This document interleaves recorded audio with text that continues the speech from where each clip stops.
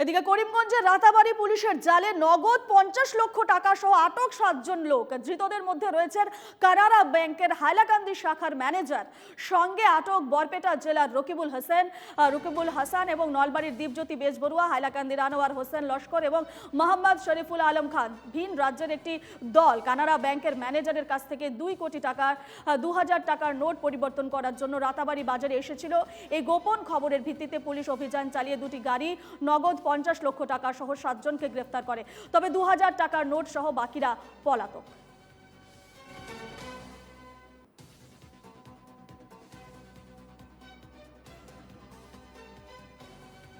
এই নিয়ে আমরা বিস্তারিত জানবো। আমাদের সঙ্গে সরাসরি রয়েছেন আমাদের প্রতিনিধি মিষ্টু। করিমগঞ্জের রাতাবাড়ি পুলিশের জালে নগদ 50 লক্ষ টাকা এবং 7 জনকে ইতিমধ্যে আটক করা হয়েছে। কি হয়েছিল ঘটনা, এই ঘটনার বিষয়ে কি জানতে পারছো? এবং কানাড়া ব্যাংকের শাখার অর্থাৎ ব্রাঞ্চ ম্যানেজার জড়িত রয়েছে বলেও খবর আসছে। কি তথ্য রয়েছে তোমার কাছে?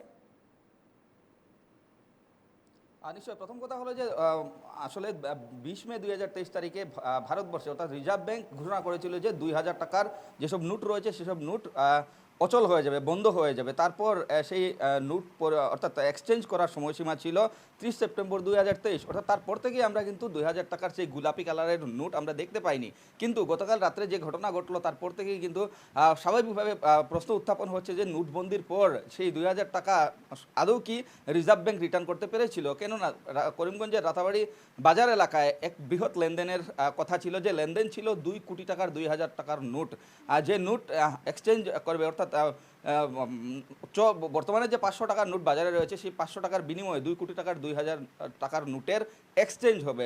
সেই মতে কানাড়া ব্যাংকের হাইলাকান্দি ব্রাঞ্চের কানাড়া ব্যাংকের ম্যানেজার, যার নাম হচ্ছে যশরাজ ডেকা, এবং লোন অফিসার চিনলাল মন, এই দুজন 50 লাখ টাকা নিয়ে রাতাবাড়ি বাজার এলাকায় এসেছিলেন। এবং বহিরাজ্যের বা বহির জেলার আরও কিছু লোক ছিল যারা ইতিমধ্যে জালে পড়েছে। একটা দল জালে পড়েছে, যে দলে আসলে রয়েছে হাইলাকান্দি জেলার আরও দুজন, যারা হলেন আনোয়ার হোসেন লস্কর, মোহাম্মদ শরীফুল হক। অন্যদিকে বরপেটা জেলার রকিবুল হাসান, নলবাড়ি জেলার দীপ বেজবরুয়া। অর্থাৎ রাতাবাড়ি বাজারে সম্ভবত তিনটা গাড়ি ছিল, যে 3 গাড়ির মধ্যে 2 গাড়ি, একটি বোলেরো এবং একটি ওয়াগনার পুলিশ করায়ত্ত করতে সক্ষম হয়েছে। যে 2 গাড়িতে সর্বমোট 60 জন লোক ছিলেন। এবং কানাড়া ব্যাংকের যে ম্যানেজার, হাইলাকান্দির যে ম্যানেজার ব্রাঞ্চের, সেই ম্যানেজারের কাছ থেকে 50 লক্ষ টাকা উদ্ধার করা হয়েছে। এবং পুলিশ সূত্র মতে উনি স্বীকার করেছেন যে এই টাকা আসলে 2000 টাকার নোটের এক্সচেঞ্জ মানি ছিল। অর্থাৎ আপনি চিন্তা করে দেখুন যে ভারতবর্ষে নোটবন্দির পরও কিন্তু 2000 টাকার নোট বর্তমানে রয়েছে একাংশ সাধু লোকেদের কাছে, যারা এই যে টাকা, যেগুলো অচল টাকা, সেই অচল টাকাগুলোর পরিবর্তন করার জন্য 500 টাকার নোটের বিনিময়ে সেই টাকা পরিবর্তন করতে রাতাবাড়িতে এসেছিল। এবং হাইলাকান্দির কানাড়া ব্যাংকের যে ব্যাংক ম্যানেজার, সেই ব্যাংক ম্যানেজার আসলে সম্পূর্ণ লেনদেনের সাথে সে জড়িত ছিল। আর সেই খবর আসলে পুলিশের হাতে গোপন সূত্রের ভিত্তিতে ছিল। এবং এরই পরিপ্রেক্ষিতে গতকাল রাতের বেলা রাতাবাড়ি বাজারে পুলিশ অভিযান চালিয়েছিল। সেই অভিযানের পর 7 জন লোককে গ্রেপ্তার করতে সক্ষম হয়েছে। অপরদিকে যে 2000 টাকার নোট ছিল 2 কোটি টাকার, সেই 2000 টাকার নোট যারা নিয়ে এসেছিল সেই সেই দল সেখান থেকে পালাতে সক্ষম হয়েছে। অর্থাৎ আমরা এই মুহূর্তে এটাই বলতে পারি যে নোটবন্দির পর সবাই ভেবেছিল যে কালো টাকা ফিরে আসবে, সবাই ভেবেছিল যে 2000 টাকার নোট বাজারে থাকবে না। 2000 টাকার নোট যখন নোটবন্দির ঘোষণা করা হলো, তারপরে দেখা গেল যে সমগ্র দেশ জুড়ে এক প্রকার হইচই শুরু হয়ে গেল।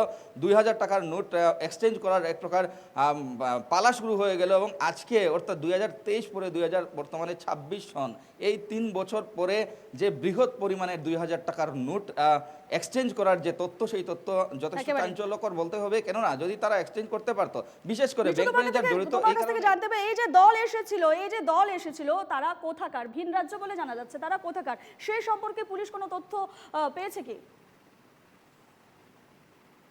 পুলিশের যে তদন্ত প্রক্রিয়া, সেই তদন্ত প্রক্রিয়া এই মুহূর্ত পর্যন্ত অব্যাহত আছে। কেননা 50 লাখ টাকা যে বৃহৎ পরিমাণের নোট, 500 টাকার নোট, সেই নোট তারা হিসাবপত্র চালাচ্ছে। অন্যদিকে যে ব্যাংক ম্যানেজারের কথা আমি উল্লেখ করেছি, ব্যাংক ম্যানেজার পুলিশ সূত্রে জানানো হয়েছে যে ব্যাংক ম্যানেজারের কিছু এখতিয়ার আছে, যারা সেই টাকাগুলো, অর্থাৎ অচল টাকা 2000 টাকার যে অচল নোট রয়েছে, সেই নোটগুলো তারা পরিবর্তন করতে পারে। এর বিনিময়ে তারা কিন্তু 25% তারা মুনাফা করে, অর্থাৎ 25% মুনাফার লুবেই কিন্তু আমরা যদি হিসাব করি তবে সেই 25% কিন্তু 50 লাখ টাকা, সেই 25% মুনাফার লুবেই এই লেনদেনের লেনদেনের ঘটনা ঘটেছে। বেশ, চক্রান্ত, সেই চক্রান্ত আপাতত তোমাকে ধন্যবাদ জানাচ্ছি মিষ্টু, তুমি এই খবরে নজর রাখো, আমরাও এই খবরের আপডেট নেব। তবে আপাতত মিষ্টুকে ধন্যবাদ জানাচ্ছি, চলে আসবো পরের খবরে।